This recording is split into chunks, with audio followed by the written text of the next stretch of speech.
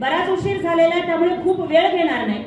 परंतु आज खरोखर इतका सुंदर योग या ठिकाणी आलेला आहे की संपूर्ण भारतामध्ये रघुकुल रीत सदा चली आई प्राण जाई पर वचन जाई म्हणणाऱ्या प्रभू श्रीरामांची 550 वर्षाच्या नंतर प्राणप्रतिष्ठा झाली आणि त्याच्यामुळे श्रीरामपूर या गावामध्ये आज प्रचाराची सभा होतीये. हा सुंदर असा योगायोग आहे. या भारतामध्ये जर आदर्श पत्नी धर्म आणि पती धर्म कसा असावा हे जरी सीतारामांनी शिकवलं तरी सुद्धा जनतेला प्रेमाने कसं जोडून घ्यावं हे राधाकृष्णांनी शिकवलं. त्यामुळे राधाकृष्णजी विखे पाटील साहेबांच्या रूपानं आज आम्हाला त्यांची उपस्थिती लाभलेली आहे. देव्हाऱ्यामध्ये सीताराम असले आणि राधाकृष्ण असले तरी देव्हाऱ्यामध्ये श्रद्धेचा दीपक पेटलाच पाहिजे, म्हणून दीपकजी केसरकर साहेब हे आज या कार्यक्रमाला उपस्थित आहेत. आणि जेव्हा देव्हाऱ्यात राधेकृष्ण सीताराम असतात, श्रद्धेचा दीपक पेटतो, त्यावेळेला जे फळ मिळतं ते अविनाशी असतं, म्हणून अविनाशराव आदिक साहेब सुद्धा या ठिकाणी आहेत.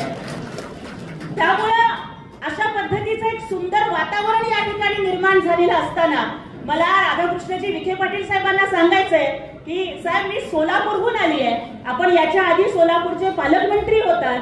आता चंद्रकांत दादा पाटील साहेब अतिशय चांगल्या पद्धतीने आमचं पालकत्व करत आहेत, पण सोलापूर जिल्हा आपल्याला विसरलेला नाही. आपल्या नेतृत्वाची आठवण काढतोय. त्यामुळे 450 किलोमीटर लांब प्रवास करून या पुण्यश्लोक अहिल्यादेवी होळकर नगरच्या सुपुत्राला सोलापूरकरांच्या वतीनं धन्यवाद सांगण्यासाठी मी इथे आले आहे. त्यांनी जे जे काही सोलापूरसाठी केलं त्याबद्दल आम्ही सोलापूरकर कायम कृतज्ञ राहू. राजकारणामध्ये अनेक विझलेल्या मशाली पेटत असल्या तरी हजारो विझलेल्या मशालींपेक्षा हिंदू हृदय सम्राट बाळासाहेब ठाकरेंच्या निष्ठेचा एक दीपक संथपणाने देऊन सुद्धा किती प्रभावी ठरतो हे दाखवणारे आमचे दीपकजी केसरकर साहेब या ठिकाणी उपस्थित आहेत. मी त्यांचंही या ठिकाणी हार्दिक स्वागत करू इच्छिते. जास्त काहीही न बोलता मला या ठिकाणी काही मूलभूत प्रश्न उपस्थित करायचे. सगळ्यात आधी मला या ठिकाणी हा प्रश्न उपस्थित करायचा आहे की ही भूमी ही जगाला श्रद्धा सबुरी शिकवणाऱ्या संतश्रेष्ठ आणि सगळ्या जगामधून लोक ज्यांच्या पायावरती नतमस्तक होण्यासाठी येतात त्या जगदवंद्य असणाऱ्या साईबाबांची नगरी आहे. आणि आज इथे जे लोक उबाठा गटाचा प्रचार करण्यासाठी येत आहेत त्याच्यामध्ये आम्हाला असं समजलं की काही दिवसांपूर्वी आमच्या एक अक्काबाई इथे येऊन गेल्या. काही त्यांनी वडे तळले, भजी तळली, सगळं काही करून गेलं. इथे मारुतीच्या मंदिरामध्ये त्या गेल्या होत्या असंही आम्हाला कळालं. मला आज या ठिकाणी प्रश्न उपस्थित करायचा आहे की सामान्यातल्या सामान्य माणसाला सुद्धा जर स्वतःला शिवी दिली तर चालते, पण जर कोणी बापावर बोललं तर तो खबरदार म्हणून पुढे येतो. ज्या अक्काबाईला आज उद्धव साहेब स्वतःची स्टार प्रचारक म्हणून मिरवतायत त्या अक्काबाईंनी आमच्या सर्वांचे श्रद्धास्थान असणाऱ्या हिंदू हृदय सम्राट बाळासाहेब ठाकरेंना एकेकाळी थेरडा म्हणलं होतं. आणि स्वतःच्या बापाचा अपमान सहन करणाऱ्या या उद्धव साहेबांना शिर्डीचे नागरिक धडा शिकवल्याशिवाय राहणार नाही हे सांगण्यासाठी मी या ठिकाणी आलो. अहो त्या अक्काबाईंनी बोलताना असं कधी प्रभू श्रीरामांचा अपमान केला, शबरीच्या पवित्र भक्तीचा अपमान केला आणि प्रभू श्रीराम आणि शबरी मातेच्या उष्ट्या बोरांच्या बद्दल बोलत असताना वेडे वाकडे हावभाव करत मग काय रामराव हमने तुमको देखा तुमने हमको देखा असं झालं होतं का नाही अशा पद्धतीने बोलणाऱ्या भगवान हनुमानांच्या बद्दल बोलत असताना अतिशय घाणेरड्या पद्धतीची विधानं करणाऱ्या हिंदुत्व विरोधी वक्तव्य करणाऱ्या त्या बाई या ज्या पक्षाच्या स्टार प्रचारक असतील त्या पक्षाला भगव्याला मानणारा, हिंदुत्वाला मानणारा, प्रभू श्रीरामाला मानणारा, छत्रपती शिवरायांना मानणारा एकही नागरिक मतदान करणार नाही ही शपथ शिर्डीच्या लोकांनी घेतलेली आहे. आज सदाशिवरावजी लोखंडे साहेबांच्या विरोधामध्ये जो उमेदवार दिलेला आहे खरं तर मला उद्धव साहेबांचा गजनी झालाय का काय असं वाटतं. Short term memory loss. कारण काही दिवसापूर्वी उद्धव साहेबांनीच त्यांना अनेक सर्टिफिकेट दिले होते. उद्धव साहेबांनीच सांगितलं होतं की भाऊसाहेब वागचौरे हे गद्दार आहेत. उद्धव साहेबांनीच आम्हाला सांगितलं होतं की भाऊसाहेब वागचौरे हे तूप चोर आहेत. त्यामुळे आता त्यांना वागचौरे म्हणायचं का तूप चोरे म्हणायचं हे तुम्हीच ठरवायचं, मी काय सांगणार. साईबाबांच्या तुपामधले 10 लाख रुपये खाणारे तेच वागचौरे हे मी म्हणत नाही, हे उद्धव साहेब म्हणाले. ज्यांनी साईबाबांच्या समाधीची शपथ घेऊन सांगितलं होतं की मी शिवसेना सोडणार नाही, त्यांनी साईबाबांची शपथ सुद्धा खोटी ठरवत भाऊसाहेब वागचौरेंनी पहिली निवडणूक शिवसेनेच्या धनुष्यबाणावर लढवली.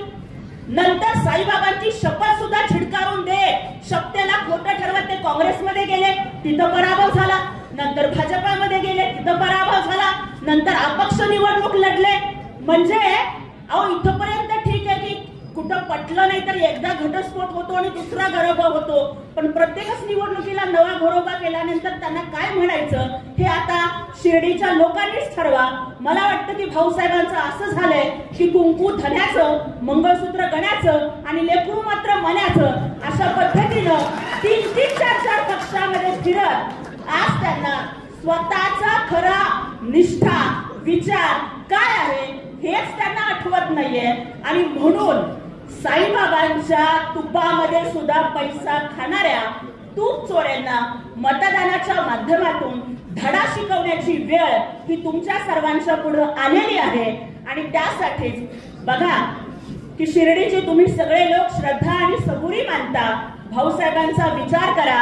अहो 4 पावलं चालली तरी त्यांना थाप लागते, वयोमान साथ देत नाही, ऊन खूप आहे. त्यांना जर सध्या सगळ्यात जास्त कुठली गरज असेल तर विश्रांतीची गरज आहे. त्यामुळे शिर्डीचे नागरिक नक्कीच त्यांना पाहिजे असलेली विश्रांती देतील आणि त्यांना निवडून न देता आमच्या आदरणीय लोखंडे साहेबांना निवडून देऊन भाऊसाहेब वागचौरेंना हवी असलेली निवांत म्हातारपणाची विश्रांती देतील यात मला काही शंकाच वाटत नाहीये.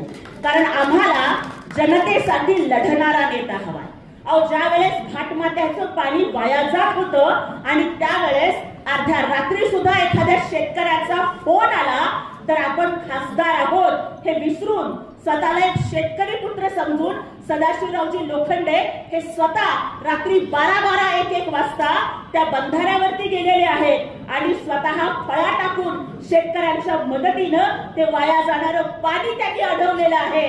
आणि चित्रपटातला आयर्न मॅन आम्हाला माहिती होता, पण लोखंडे साहेब हे शिर्डीचे आयर्न मॅन आहेत म्हणलं तर त्याच्यामध्ये काहीही वावगं ठरणार नाही.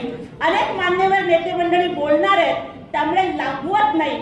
समारोप करते आणि एवढंच सांगते की भारतीय संस्कृतीमध्ये 3 या आकड्याला खूप महत्व आहे.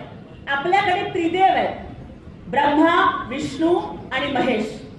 आपल्याकडे 3 ऋतू आहेत, उन्हाळा, पावसाळा आणि हिवाळा. आपल्याकडे 3 काळ आहेत, भूतकाळ, वर्तमान काळ आणि भविष्यकाळ. आपले 3 नेते एकत्र येऊन आपलं त्रिशूळ सरकार बनलेलं आहे. सन्माननीय एकनाथजी शिंदे साहेब, देवेंद्रजी फडणवीस साहेब आणि अजितदादा पवार साहेब. बघा माननीय एकनाथरावजी शिंदे साहेबांच्या आडनावातला एस म्हणजे सुपर, देवेंद्रजी फडणवीस साहेबांच्या आडनावातला एफ म्हणजे फास्ट, अजितदादा पवार साहेबांच्या आडनावातला पी म्हणजे प्रोग्रेसिव्ह. म्हणजेच आमचं सरकार हे सुपर फास्ट प्रोग्रेसिव्ह सरकार आहे. ते जनतेला न्याय देणारं सरकार आहे. 3 नेते एकत्र येऊन बनलं त्रिशूळ सरकार. एकनाथजी शिंदे साहेबांच्या नेतृत्वाखाली जरी आम्ही कार्यरत असलो तरी आदरणीय अजितदादा आणि फडणवीस साहेब आम्हाला तेवढेच आदरणीय आहेत. म्हणजे बघा 3 देव आहेत, 3 ऋतू आहेत, 3 काळ आहेत. आदरणीय नरेंद्रजी मोदी साहेब यांच्या पंतप्रधान पदाची सुद्धा ही 3री टर्म असणार आहे आणि माननीय सदाशिवरावजी लोखंडे साहेब यांच्या निवडणुकीचं सुद्धा ही 3री टर्म असणार आहे. हा अतिशय सुंदर असा योगायोग आहे. माननीय विखे पाटील साहेबांच्या बाबतीत जर सांगायला गेलं तर लहानपणापासून आम्ही क्रमिक पुस्तकात विखे पाटील घराण्याच्या सहकारातल्या योगदानाचं कर्तृत्व आणि इतिहास वाचून महाराष्ट्राच्या अनेक पिढ्या घडलेल्या आहेत. पण आदरणीय विखे पाटील साहेबांच्या बाबतीत आणखीन एक गोष्ट माहिती आहे की त्यांनी जर एकदा शब्द दिला तर त्या शब्दाला कधीच पलटत नाही. त्यामुळे इथून पुढे त्यांना विखे पाटील न म्हणता शब्दांचे पक्के पाटील म्हटलं तरी सुद्धा काही वावगं ठरणार नाहीये. आणि जिथं आदरणीय विखे पाटील साहेब सोबत आहेत, आदरणीय भाऊसाहेबजी कांबळे सोबत आहेत, आदरणीय अधिक साहेब सोबत आहेत, आदरणीय देवेंद्रजी, आदरणीय पवार साहेब, अजितदादा पवार साहेब आणि एकनाथभाई शिंदे हे तर सोबतच आहेत. त्यामुळं माननीय सदाशिवरावजी लोखंडे साहेब हे तिसऱ्या वेळेला निवडून येऊन हॅट्रिक करणार ही काळ्या दगडावरची भगवी रेष आहे. आणि त्यामुळं समस्त शिर्डीकरांना एवढंच सांगते की विसरू नका की या भगव्यासाठीचा त्याग हा एकनाथजी शिंदे साहेब आणि त्यांच्या 40 आमदारांनी केलेला आहे. सत्ता प्रिय असली असती तर आधी सुद्धा मंत्रीपद होतच. एकनाथभाई शिंदे असतील, दीपकजी केसरकर साहेब असतील, उदय सामंत साहेब असतील, त्या मंत्रीपदाच्या खुर्चीला चिटकून बसले असते. पण दिवसा ढवळ्या जेव्हा वंदनीय बाळासाहेब ठाकरेंच्या हिंदुत्वाचा अपमान होत होता त्यावेळेला तो सहन झाला नाही, म्हणून मंत्रीपदाच्या खुर्चीवरती लाथ मारून आमचे 40 मावळे हिंदुत्वासाठी बंड करून उठले. आज वेळ आहे की या मावळ्यांना साथ द्यायची. म्हणून तरी बघा, बाळासाहेबांची सगळी स्वप्न मोदी साहेबांनी आणि एकनाथभाईंनी साकार केली. 370 कलम रद्द झालं, अयोध्येमध्ये राम मंदिर झालं, हिंदू उदय सम्राट म्हणायचे की छत्रपती संभाजीनगर झालं पाहिजे औरंगाबादचं, ते झालं. या अहमदनगरचं पुण्यश्लोक अहिल्यादेवी नगर झालं, उस्मानाबादचं धाराशिव झालं.